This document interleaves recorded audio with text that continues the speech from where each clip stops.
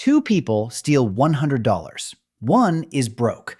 The other is worth $10 billion. The broke guy goes to jail. The billionaire pays a fine smaller than his lunch bill. Now, here's the question nobody asks. Did they both break the same rule? Or does power rewrite morality? Once you see it, you can't unsee it. Because when someone has enough power, the rules don't disappear. They just stop meaning the same thing. And when that happens, people change. Not overnight, not in some dramatic moment. Gradually, slide by slide. And here's the unsettling part. It would probably happen to you, too. Welcome to Money, Power, and Psychology.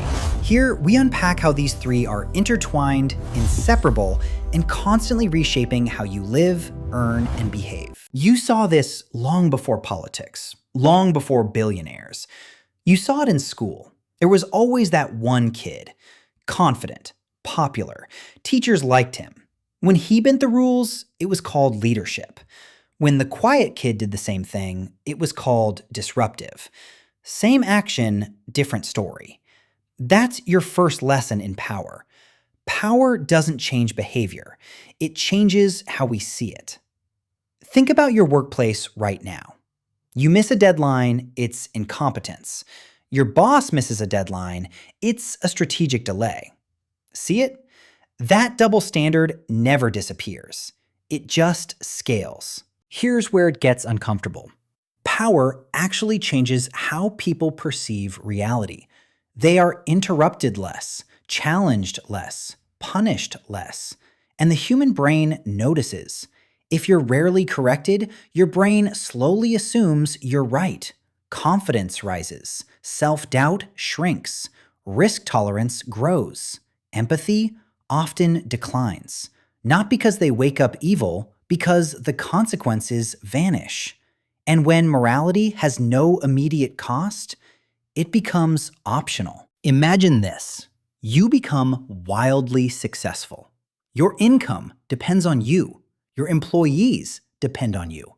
Your public image depends on you. Who around you can afford to tell you you're wrong? Almost no one. Power isolates. Isolation creates echo chambers. Small compromises start to feel normal. It's just business. It's temporary. It's necessary. No villain music, no dramatic moment. Just slow moral erosion. And the weirdest part? It doesn't feel like corruption. It feels like progress. Let's make this practical. When you're struggling, financially, socially, emotionally, you have to cooperate. You read rooms. You care how people see you. But when you gain power, people adapt to you. That shift is subtle, but it's massive. Dependency creates empathy. Independence reduces it. People become numbers. Decisions become math. Layoffs become efficiency. Exploitation becomes strategy. Reputation management becomes optics. And once language changes, so does conscience. Let me ask you something uncomfortable. If you could break a rule and no one would ever find out, would you? Don't answer quickly. Most people think they'd stay moral, but morality is easy when it's tested in small amounts. What if breaking that rule meant security for your family, dominance in your industry, a permanent advantage? Now, it's not about right or wrong. It's about incentives. And incentives shape behavior more than character ever will. Here's the twist. Powerful people don't operate alone. We help them. We admire dominance. We equate confidence with intelligence. A calm, assertive voice feels like authority, even when it's wrong. Humans crave certainty. Powerful people project it. So when they bend morality, we rationalize it. They see the bigger picture. That's just how high-level decisions work. We don't resist power, we gravitate toward it. And that's how it sustains itself. There's one stage where power becomes dangerous. When someone starts believing they're the exception. I deserve this. I'm smarter than most people. Rules slow progress. Morality doesn't disappear, it gets rewritten. And here's the part that chills me. History's most destructive people rarely thought they were evil. They believed they were necessary. They believed the world depended on them. And once you believe that, you justify almost anything. Imagine this closer to home. You get promoted tomorrow. Your salary triples. Your decisions affect hundreds of people. The board applauds aggressive growth. You cut costs. Profits rise. Investors cheer. Then you realize those cuts quietly hurt employees. Do you reverse it or protect momentum? This is how morality erodes, not with cruelty, with justification. It's not just the person, it's the system. If a system rewards ruthless behavior, ruthless people rise. If a system penalizes empathy, empathy disappears.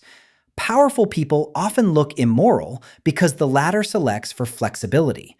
The higher you climb, the more morality adapts. It doesn't excuse it, it explains it. Here's the real twist. You are not immune. Give anyone enough insulation from consequences, and their psychology shifts. Power doesn't create monsters, it removes friction. And without friction, everything slides. The difference between a respected leader and a tyrant? Internal discipline, accountability, self-awareness before the power arrives.